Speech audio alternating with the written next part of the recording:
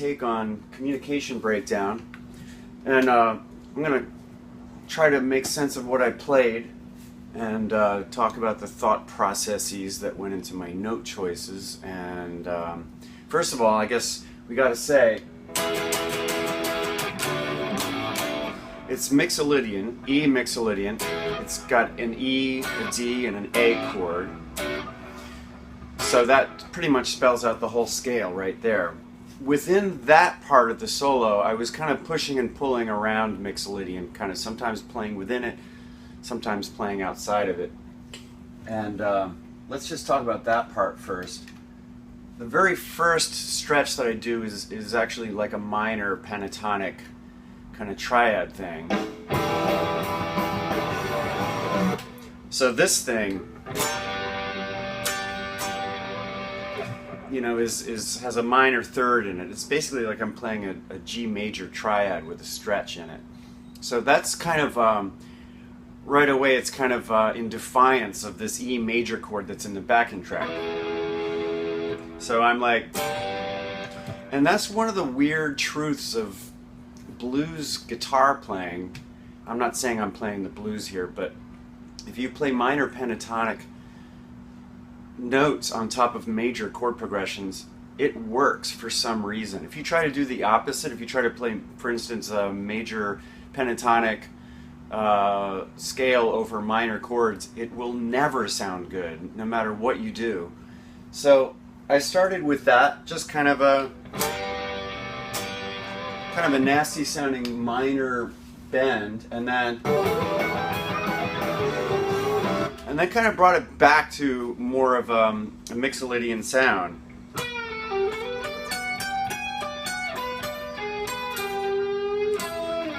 You know, with some minor thirds in there that I'm kind of cheating up to the major. That's another, you know, that's another thing that helps to make minor note choices work in major chord progressions.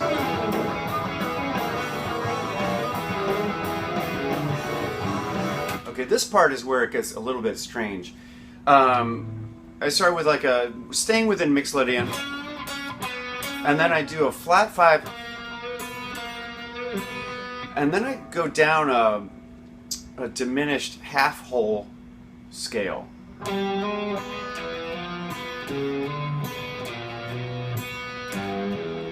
And I'm paddling off an open B string, so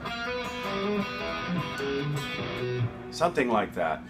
And that's definitely taking a little bit of a liberty as well in this situation, but I like using that particular scale in mixolydian settings. It actually does work. It has a major third in it. It also has a minor third, so it's kind of not a mile away from the blues, a blues scale. If you take a blues scale, or you know, blues, Dorian blues. If you play the diminished scale that I'm playing, it's got that kind of sound. So you can kind of integrate it.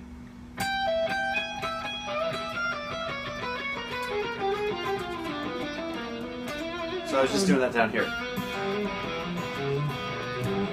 Okay, what's next?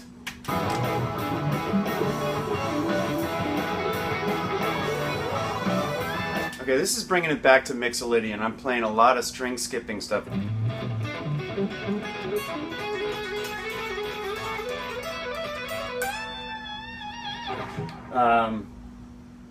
That wasn't exact what I just played there, but it's along those lines. Ended with a high A stretch, and then I did some dominant 7 arpeggios, which is very much just right in the center of the mixolydian scale. Now we're in the key of A. And again, I'm reading this as mixolydian as well, so I treated it that way. Let's see what the first thing is I played. Okay, so I'm doing like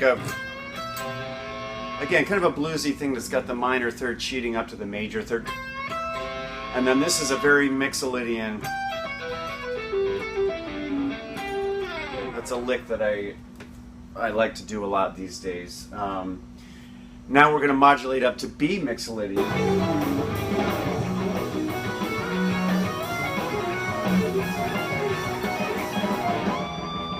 Okay, and here I really kind of took some liberties. So over the B, I started out with a lick that's kind of in the, that's the diatonically harmonious with what's going on. But then I start alternating between B dominant 7 and C sharp dominant 7 arpeggios. So see if I can remember this. And then I like.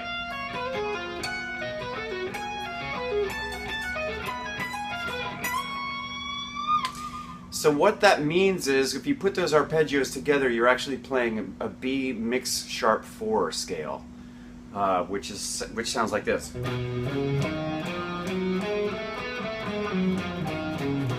And since you're playing over something like this, you can kind of stretch things a bit. There's not a lot of stuff fencing you in there with that chord, so I decided to make it sound a little bit more jarring and exotic. And just by juxtaposing those two dominant 7 arpeggios against each other, it kind of takes you out into space for a little bit. And then I ended on a high D when the chords go back to the E, So, that basically is spelling out a minor 7 there in relation to E. But my approach, I think, because I'm kind of, I get bored with a lot of traditional sounding rock guitar playing in 2018. So that's the rationale for my stranger note choices. It kind of amuses my ears a little bit more to hear that kind of thing. So thanks, Rod, for inviting me to do this. I look forward to hearing what you're going to play. And this has been Andee Blacksugar. Have a great day. Hey everyone, Rod DeGeorge here, and welcome to Different Strokes. Hopefully you enjoyed our take on Communication Breakdown by Led Zeppelin. I'd like to thank Andee for doing such a great job as always. I've known Andee for a long time, and it's always such a pleasure for me to hear him play and to hear his approach on different things. It's always interesting to me. As far as how I approach this, like Andee was saying, we have E mixolydian, E5, D4, A1. And I pretty much did E mixolydian, E blues, E minor pentatonic, except for the one section right before we go to the A, and I'll talk about that in a second. I opened up with like a tapping, sweeping lick, E mixolydian, something to the effect of...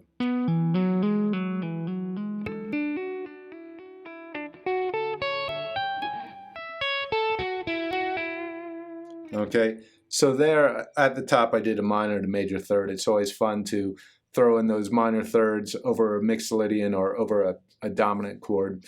Gives it a little more of a bluesy feel. After that, then I just went into some minor pentatonic, some blues riffs until, like I said, right before we go to that A, I want to throw something in that was kind of jarring or unsettling. Twist your ear a little bit, and that way coming back to the A7 where I go to more of a blues rock approach, it has more of an impact when you come home. The further out you take it, more of an impact it sometimes have when you come back to something familiar. Now I chose to go a little more exotic sounding just for that section. I did the 5th mode of the Hungarian minor scale.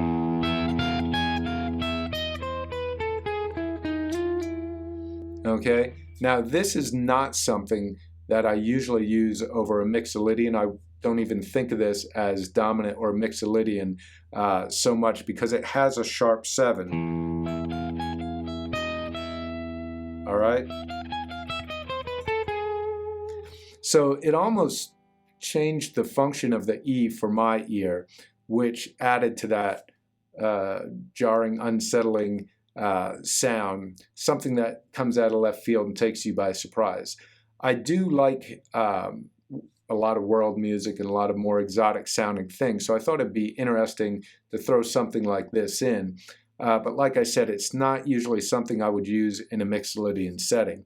However, for this, if we look at the progression, even though E is 5 of the key, he's not doing the 7th, it's just E major. And we are on that E for quite a while, for more than half the progression, over a measure of the progression before we go to that D and A. So I had time to fool around with that sound. And then when we do go to the D, I think I did a C to E flat and back to C, which almost gives it a little bit of an exotic sound over that D, almost like a splash of Phrygian dominant over there. Now again, D being 4, it's not something I would use Phrygian dominant over, but in this case, like I said, I wanted to take you somewhere where you didn't expect it, and it may be too far for many, but I want to do something that really bent your ear until we go back to that A7, then I bring you back home with regular blues type lick. I don't know exactly what I did, but I think I accented that 7 over the A7 chord.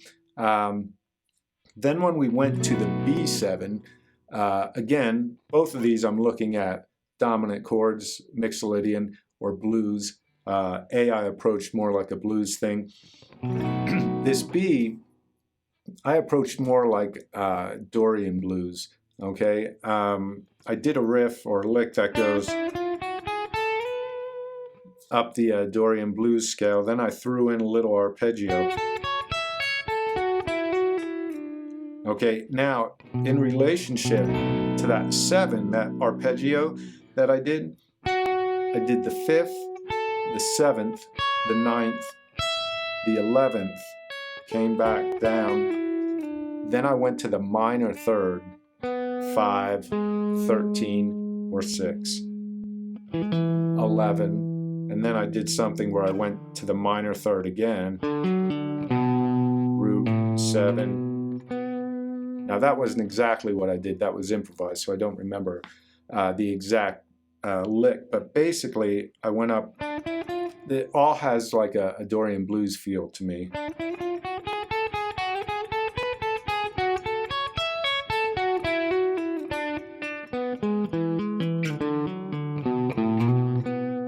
Okay, and to me I like that sound over the 7th chord, over a Mixolydian blues rock setting. I throw in those minor 3rds a lot, and sometimes the flat 5 as well. So to me that has a cool sound, and it brings it back to something a little more familiar. So I only went out really, for that, and I took it out in a very different way. So some may like it, it may be a little too much for many in a rock song, but like I said, I wanted to jar the ear a little bit to make that part sound like a bigger coming home type thing. So hopefully you enjoyed this. If so, please feel free to hit the subscribe button down below. I'd love to see you back here. I have many different things coming out, whether it be musical performances, tutorials, interviews, backing tracks, loads of stuff coming out on this channel, and I'd love to see you back. Thanks. Have a great day. Peace.